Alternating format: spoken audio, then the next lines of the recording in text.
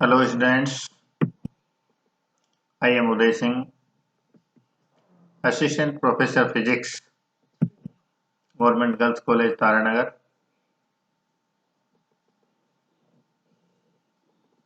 आज से हम शुरू कर रहे हैं statistical physics BSc part second के लिए। यह एक स्पेशल लेक्चर सीरीज होगी। ये हमारा आज इसका पहला लेक्चर। हमारा टॉपिक है चिरसम्मत सांख्यिकी अर्थात क्लासिकल स्टैटिस्टिक्स। क्लासिकल स्टैटिस्टिक्स इसके बारे में हम जानते हैं कि चिरसम्मत सांख्यिकी क्या है।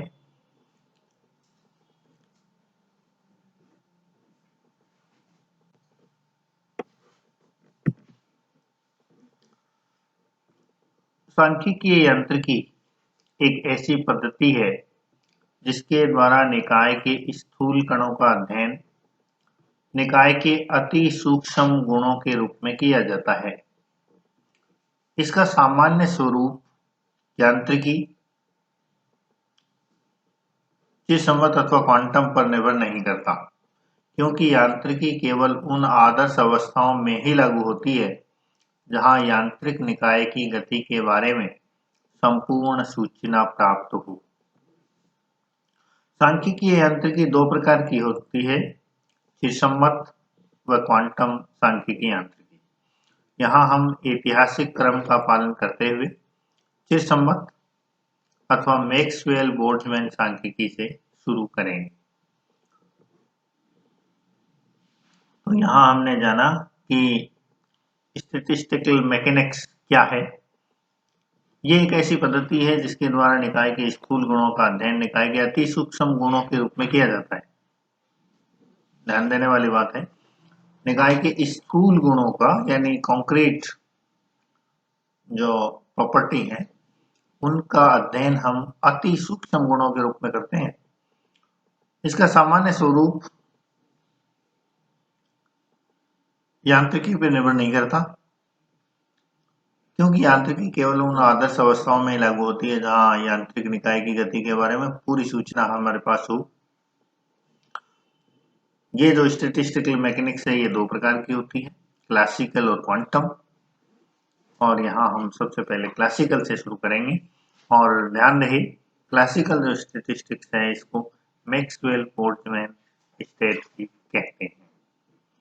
तो अणुगति सिद्धांत की भांति ही सांख्यिकीय यांत्रिकी भी द्रव्य के आणविक प्रतिरूप की कल्पना करती है, परंतु अणुओं के एक दूसरे के साथ अथवा एक पृष्ठ के साथ संघटनों जैसे तथ्यों के विस्तृत विचार से संबंध नहीं रखती। इसके स्थान पर यह इस तथ्य का लाभ उठाती है कि अणु बड़ी संख्या में हैं और अणुओं के एक समुदाय के अनेक गुणों की विशिष्ट अणुओं के विषय में सूचना के अभाव में भी यथार्थता के साथ प्रागुक्ति की जा सकती है, अर्थात प्रेडिक्शन किया जा सकता है। जैसे एक बीमा विज्ञ जीवन बीमा कंपनी के लिए एक राज्य में एक निश्चित वर्ष में जन्मे सब लोगों की बिना विभिन्न लोगों के स्वास्थ्य की अवस्था के ज्ञान के उच्च परिशुद्धता के साथ औसत प्रत्याशित आयु की प्रेडिक्शन कर सकता है। तो ये इसका मूल कॉन्सेप्ट है, अर्थात इसके अंदर हम द्रव्य के आणविक प्रतिरूप की कल्पना करते हैं, परंतु अणुओं के एक दूसरे के साथ अथवा एक पृष्ठ के साथ संघटनों जैसे तथ्यों पर विस्तृत विचार नहीं करते। इसमें हम एक एवरेज लेते हैं, एक प्रेडिक्शन इसके अंदर किया जाता है। और ये जैसे इंश्योरेंस का एग्जाम्पल लेके बताया गया है कि इसके अंदर एक ही समय में जन्म लेने वाले लोगों की औसत एक्सपेक्टेड एज जो है उसका प्रेडिक्शन कर लिया जाता है और जिससे बीमा कंपनी अपनी जो स्कीम है उसका निर्धारण करती है। तो ये मूल कॉन्सेप्ट स्टैटिस्टिक्स मैकेनिक्स। अब है चिरसम्मत सन्निकटन की वैधता, वैलिडिटी ऑफ क्लासिकल अप्रोक्सीमेशन। तो इसके लिए क्या कंडीशन है वो हम यहाँ देखेंगे कि ये जो क्लासिकल अप्रोक्सीमेशन है कि कौन कौन सी कंडीशन में वैलिड रहता है और कब यह कहाँ इसकी वैलिडिटी फॉलो नहीं होती, वो कंडीशन हम यहाँ देखें। किसी भी निकाय का क्वांटम यांत्रिकी विवरण अधिक यथार्थ होता है, परंतु उपयुक्त अवस्थाओं में क्वांटम यांत्रिकी विवरण तथा चिरसम्मत यांत्रिकी के द्वारा प्राप्त विवरण सन्निकटतः तुल्य होते हैं।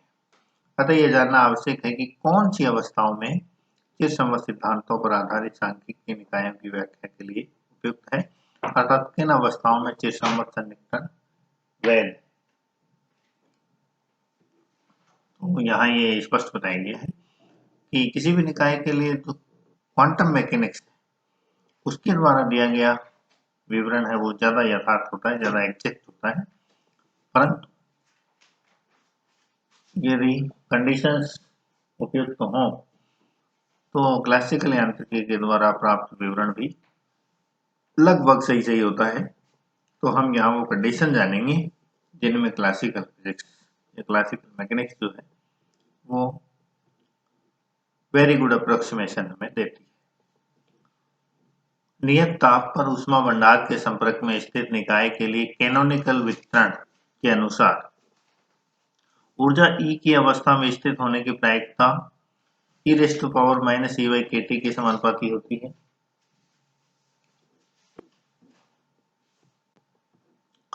यदि उसमें ऊर्जा kT का मान अत्यल्प हो तो यह निकाय की ऊर्जा स्तरों के मध्य अंतराल डेल्टा E से कम या उसके लगभग बराबर हो तो ऊर्जा E व E प्लस डेल्टा E की अवस्थाओं में निकाय के स्थित होने की प्रायिकताओं में बृहद अंतर होगा। तो यहाँ ये बताया गया है, सामान्य चीज ये है कि कैनोनिकल वितरण के अनुसार हम ये जानते हैं कि किसी भी निकाय के ऊर्जा E की अवस्था में होने की जो प्रायिकता है वो e⁻⁻ के समानुपाती होती है। उसमें ऊर्जा kT का मान यदि अत्यल्प हो यानी टेम्परेचर उच्च हो, टेम्परेचर निम्न यानी kT जो है वो काफी कम हो तो यह निकाय के ऊर्जा स्तरों के मध्य अंतराल डेल्टा E से कम या लगभग बराबर हो। kT का मान इतना हो कि ये जो क्रमागत स्तर हैं उनके मध्य अंतराल से कम या उनके लगभग बराबर हो तो ऊर्जा E व E प्लस DE के मध्य में निकाय के स्थित होने की प्रायिकताओं में बहुत ज्यादा अंतर होगा। ये प्रायिकताएं जो हैं उनमें डिफरेंस बहुत ज्यादा होगा। ऐसा में निकाय की ऊर्जा अवस्थाओं का विविध या क्वांटित होना बहुत महत्वपूर्ण होगा। इसके विपरीत यदि उसमें ऊर्जा kT का मान ऊर्जा अंतराल डेल्टा E की तुलना में बहुत अधिक है यानी kT is very very greater then delta E तो प्रायिकता फलन में चरघातांक की गुणक महत्वपूर्ण नहीं होगा। जब kT बहुत बड़ा होगा तो ये गुणक जो महत्वपूर्ण नहीं होगा क्योंकि E व E प्लस डेल्टा E दोनों ऊर्जा अवस्थाओं के लिए गुणक का मान लगभग बराबर हो जाएगा। इस प्रकार निकाय की संभाव्य ऊर्जाओं का विविक्त होना या सतत होना महत्वपूर्ण नहीं रहेगा और चिरसम्मत विवरण संभव होगा। तो यहाँ ये चीज निकल के आ रही है कि यदि kT का मान बहुत ज्यादा है, kT का मान डेल्टा E की तुलना में बहुत ज्यादा है तो ये जो गुणक है चरघातांकी गुणक इसका मान लगभग 1 हो जाएगा और इस अवस्था में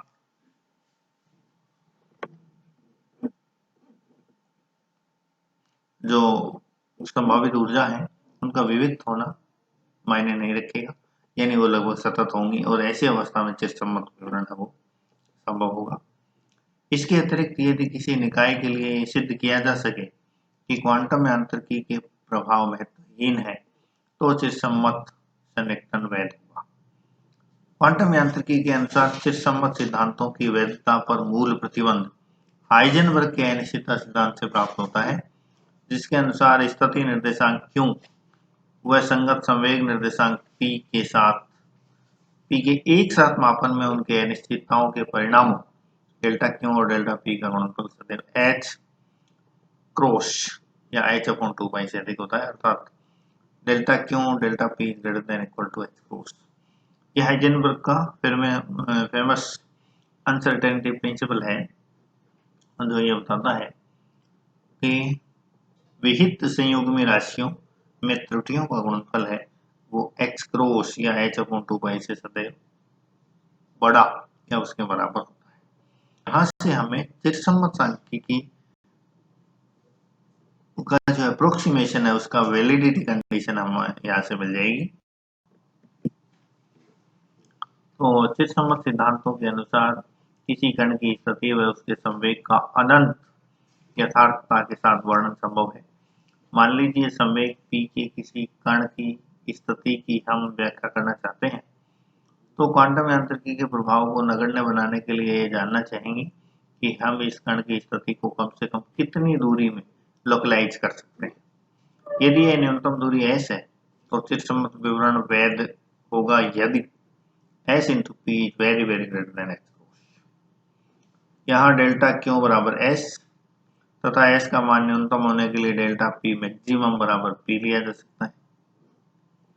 तो s is very very greater than h cross by p या s is very very greater than h by p या s is very very greater than lambda, क्योंकि p बराबर h बाई लेमडा तो s की h cancel होगी lambda. यहाँ lambda बराबर h by p de Broglie तरंग दैर्ध्य है। इस प्रकार क्वांटम प्रभाव नगण्य होंगे यदि न्यूनतम प्रयुक्त दूरियां s कणों की दे ब्रोगली तरंग दैर्ध्य की तुलना में बहुत ज्यादा हो। इन अवस्थाओं में कणों का तरंग स्वरूप महत्वहीन होगा। संक्षेप में चिरसम्मत सन्निकटन वैध होगा यदि kT is very very greater than delta E तथा S is very very greater than lambda। तो ये हमें कंडीशन मिल गई कि कौन सी कंडीशन में क्लासिकल अप्रोक्सीमेशन वैलिड होगा। तो इसके लिए दो महत्वपूर्ण कंडीशन है कि ऊर्जा स्तरों के मध्य अंतराल